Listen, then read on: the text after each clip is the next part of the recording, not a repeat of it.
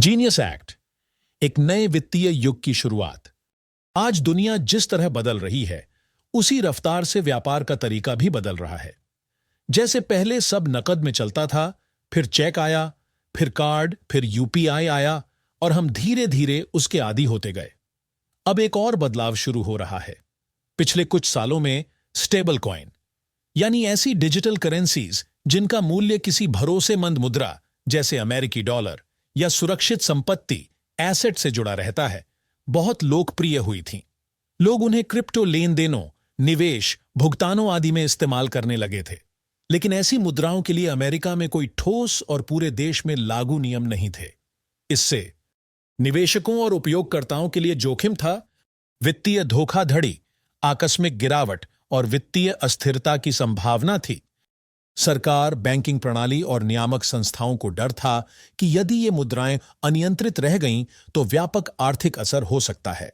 इन्हीं चुनौतियों को देखते हुए अमेरिका ने पहली बार स्टेबल कॉइन के लिए कानूनी और नियामक रेगुलेटरी रूप से रूपरेखा तैयार करने का फैसला किया। यही काम जीनियस एक्ट ने किया ताकि स्टेबल कॉइन जारी करने वालों, लेन देन करने वालों और निवेशकों के लिए नियम, सुरक्षा, पारदर्शिता और जवाबदेही तय हो सके। ऐसे में जीनियस एक्ट न केवल क्रिप्टो करेंसी को वैधता देता है, बल्कि यह सुनिश्चित करता है कि डिजिटल मुद्रा और पारंपरिक फाइनेंस, बैंक, भुगतान, ऋण, निवेश आदि एक संरक्षित, नियंत्रित और विश्वसनीय व्यवस्था के तहत हों। यह कानून भले अमेरिका में बना हो, लेकिन आने वाले समय में इसकी हवा पूरी दुनिया में चलेगी और इसका असर छोटे व्यापारियों तक पहुंचेगा। यह ऐसा बदलाव है जिसे समझना किसी बड़े निवेशक के लिए ही नहीं, बल्कि एक सामान्य व्यापारी के लिए भी जरूरी है। जीनियस एक्ट को आसान शब्दों में कहें तो यह पैसा और निवेश को डिजिटल संपत्ति बनाने की तैयारी है। मतलब, आज जो चीजें हम कागज, फाइलों और भारी प्रक्रियाओं के साथ संभालते हैं, वह सब भविष्य में मोबाइल की स्क्रीन पर सुरक्षित डिजिटल रूप में मिल सकता है।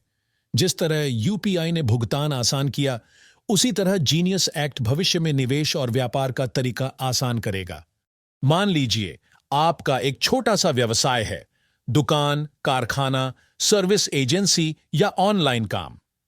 आज अगर आप अपने बिजनेस को बढ़ाना चाहें तो आपको बैंकों में जाना पड़ता है, कागजी प्रक्रिया पूरी करनी होती है और लोन मिल भी जाए तो उसका ब्याज और नियम अलग ही परेशानी बन जाते हैं।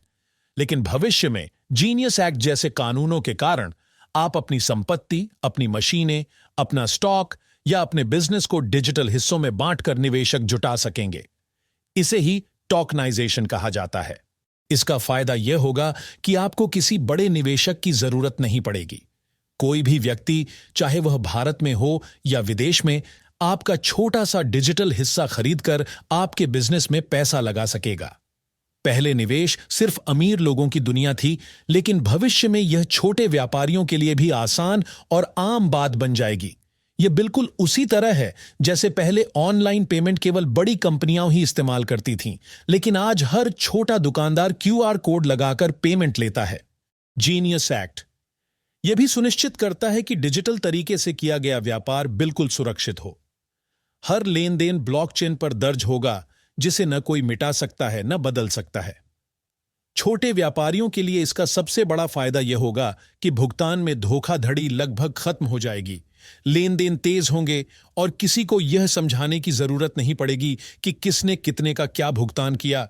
सब डिजिटल रिकॉर्ड में बिल्कुल साफ दिखाई देगा। आने वाले समय में छोटे व्यापारियों को यह भी सुविधा मिलेगी कि वे जिन चीजों में निवेश करते हैं, जैसे सोना, कंपनी के शेयर या अन्य संपत्तियां, उन्हें डिजिटल रूप में खरीद, बेच या गिरवी रख सकेंगे। इसका मतलब यह है कि कारोबार के लिए पैसा जुटाना, भुगतान करना या भविष्य की योजना बनाना पहले से कहीं आसान हो जाएगा। जीनियस एक्ट की वजह से बैंक भी डिजिटल संपत्तियों को तेजी से अपनाएंगे, जिससे वित्तीय कामकाज का समय कम होगा और भरोसा ज्यादा। अब सवाल आता है, छोटे व्यापारियों को इससे क्या लेना देना? जवाब बहुत आसान है।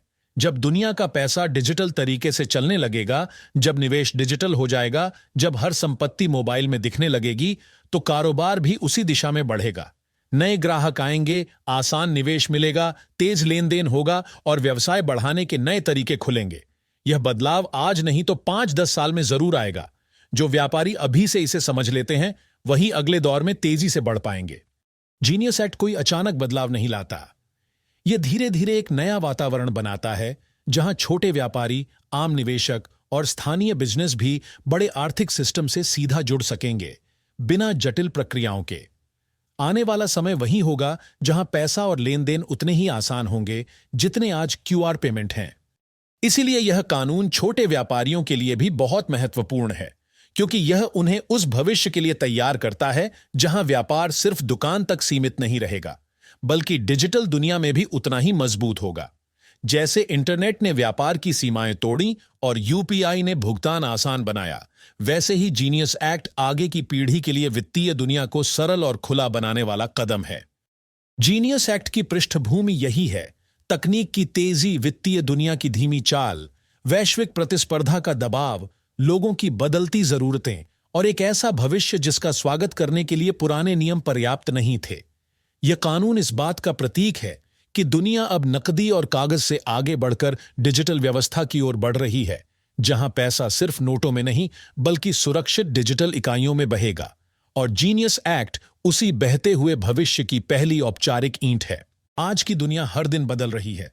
कभी मोबाइल फोन ने हमारी जिंदगी बदल दी थी, कभी इंटरनेट ने, और अब धीरे धीरे पैसे का तरीका भी बदल रहा है। पहले हम सिक्कों और नोटों से काम करते थे, फिर कार्ड आया, फिर नेट बैंकिंग आई, और अब दुनिया डिजिटल संपत्तियों की ओर जा रही है। जीनियस एक्ट को सरल शब्दों में समझें तो यह कहता है कि दुनिया अब सिर्फ कागज और पारंपरिक तरीकों पर नहीं चलेगी। चीजें डिजिटल होंगी, सिर्फ पैसे ही नहीं बल्कि निवेश भी। सोचिए, अगर आपका घर, आपकी जमीन, किसी कंपनी का शेयर, सोना या कोई कलाकृति, इन सबको छोटे छोटे डिजिटल हिस्सों में बांटा जा सके जिन्हें लोग दुनिया के किसी भी कोने से खरीद सकें। यह सुनने में अजीब लग सकता है, लेकिन जीनियस एक्ट इसे वैध और संभव बनाता है।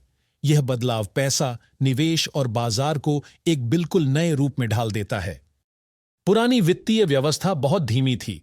चेक क्लियर होने में दिन लग जाते, अंतर्राष्ट्रीय पैसा भेजो तो कई बैंक बीच में लगते, और हर काम में पेपर वर्क की लंबी लाइन होती।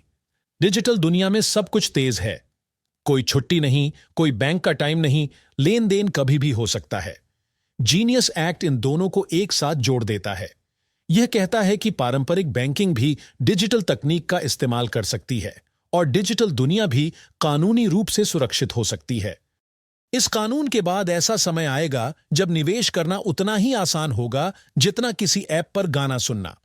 लोग दुनिया की बड़ी संपत्तियों का छोटा सा हिस्सा भी खरीद सकेंगे, जो पहले सिर्फ अमीर लोगों की पहुंच में था। छोटे निवेशक अब उस दुनिया का हिस्सा बन सकेंगे जो पहले उनके लिए बंद थी। यह बदलाव धीरे धीरे पैसे को लोकतांत्रिक बना देगा, हर किसी के लिए खुला, साफ और सुलभ। जीनियस एक्ट एक तरह से भविष्य का दरवाजा खोलता है। बैंक, कंपनियां, सरकारें सब डिजिटल लेन देन को अपनाएंगी। लेन देन ज्यादा तेज होंगे, निवेश ज्यादा पारदर्शी होगा, और संपत्ति की पहचान डिजिटल रूप में होगी।